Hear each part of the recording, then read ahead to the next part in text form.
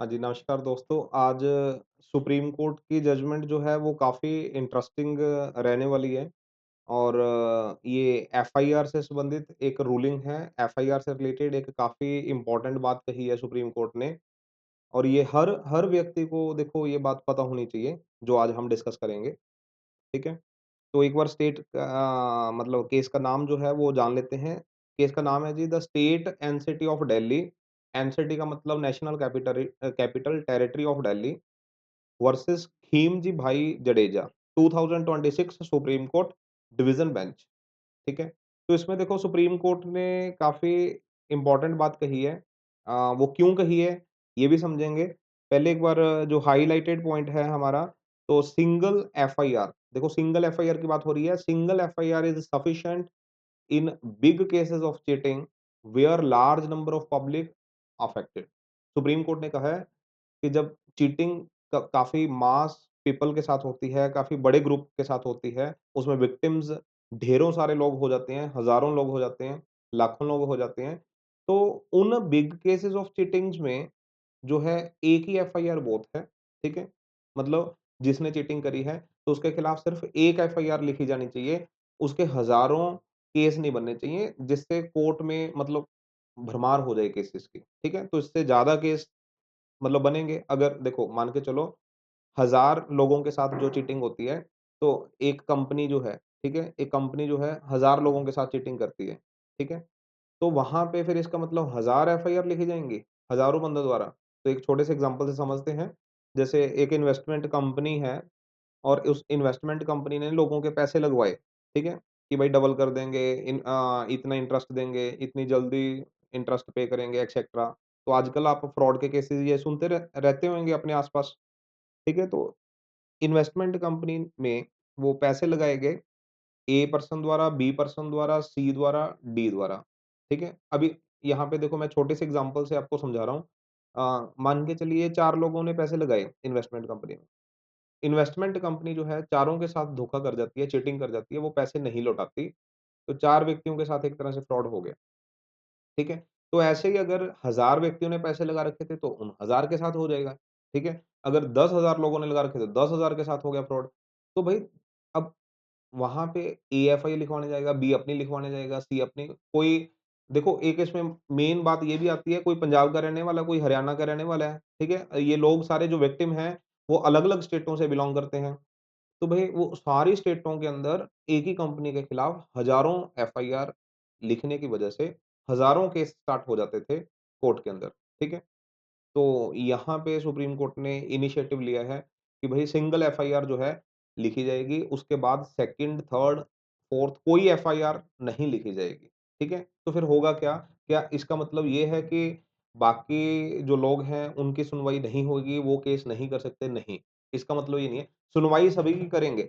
सुनवाई 5000 अगर बंदा होगा, 5000 बंदे की सुनवाई होएगी इस केस में, वो समझाता हूँ कैसे।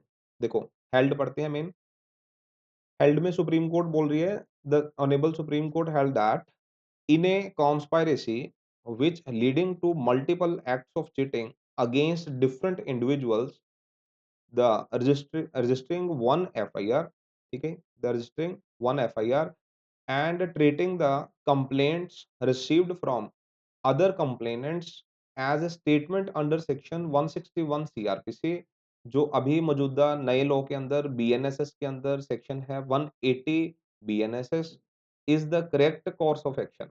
देखो समझ नहीं होगी बात। जैसे मान के चलिए सबसे पहले एफआईआर लिखवाने ए गया, एक ही एफआईआर लिख ली थी। कहीं भी किसी भी थाने में जो उसका जुरिडिक्शनल थाना पड़ता था, तो ए भई वहाँ पे एफआईआर लिखवाया आता है।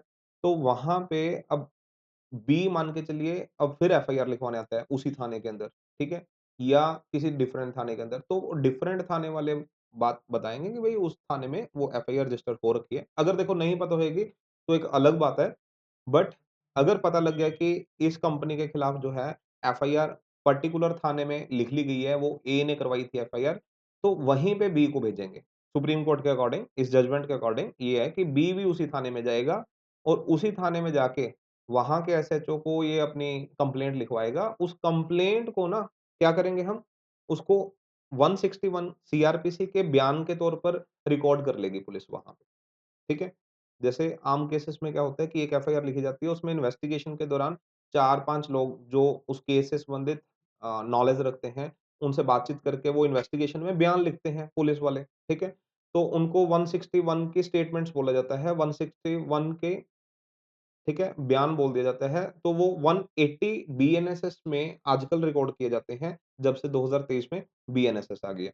तो 180 के बयान जो हैं, वो नोट कर लिए जाएँगे आपके उसी सिंगल एफआईआर में। फिर कल को सी आएगा, फिर कंप्लेंट करने, सी के भी बयान लिख लिए जाएँगे 180 के, उसी केस के अंदर, उसी थाने के अंदर।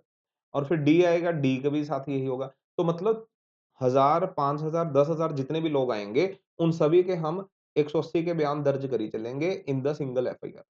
बट केस एक बनेगा, कल को चालान एक कोर्ट में पेश होगा, ठीक है? इससे फ़ायदा क्या होगा कि भई वहाँ पे एक ही केस में एक ही टाइप की एक ही जज द्वारा जजमेंट आएगी और दूसरा फ़ायदा कि मल्टीप्लिसिटी ऑफ प्रोसीडिंग्स जो है, वो सुप्रीम कोर्ट के ध्यान में था कि केसेज़ से जो कोर्टें हैं पहले ही भरी पड़ी हैं, पहले ही नहीं वो डिसाइड इतने हो पा रहे, तो फिर और ज़्यादा जो केसेज़ हैं इससे बढ़ते हैं।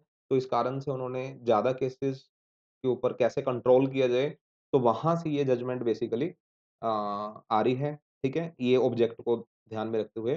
तो अगर रेलेवेंट प्रोविज़न देखें तो ये केस रिलेट करता है section 173 and section 180 of the भारतीय नागरिक सुरक्षा संहिता मतलब बीएनएसएस या फिर कह सकते हो रजिस्ट्रेशन ऑफ एफआईआर क्योंकि 173 में एसएचओ द्वारा जो है वो एफआईआर लॉन्च करी जाती है और 180 बीएनएसएस जो है वो पुलिस ऑफिसर को गाइड करता है कि आप उस केस से संबंधित जितने भी अ, मतलब नॉलेज रखने वाले व्यक्ति हैं, उनके बयान वगैरह आप दर्ज कर सकते हैं 180 के तहत। तो अब सुप्रीम कोर्ट ने उसका हल निकाल दिया कि बाकी सभी लोगों के बयान दर्ज कर लो 180 के तहत और एफआईआर 173 में सिर्फ सिंगल लिखी जाए, ठीक है? तो एक एफआईआर जहाँ पे रिकॉर्ड हो जाएगी, अब वहीं पे सारे जो लोगों को है फॉरवर्ड किया जाएगा for giving the statements under section 180 BNSS. समझ आया जी? तो ये देखो काफ़ी इम्पोर्टेंट है क्योंकि ये आस-पास आप ऐसी चीज़ें देख रहे हैं कि फ्रॉड्स वगैरह बड़े लेवल पे जो है, ठीक है, मास पीपल के साथ वो किए जा रहे हैं। ठीक है जी, धन्यवाद।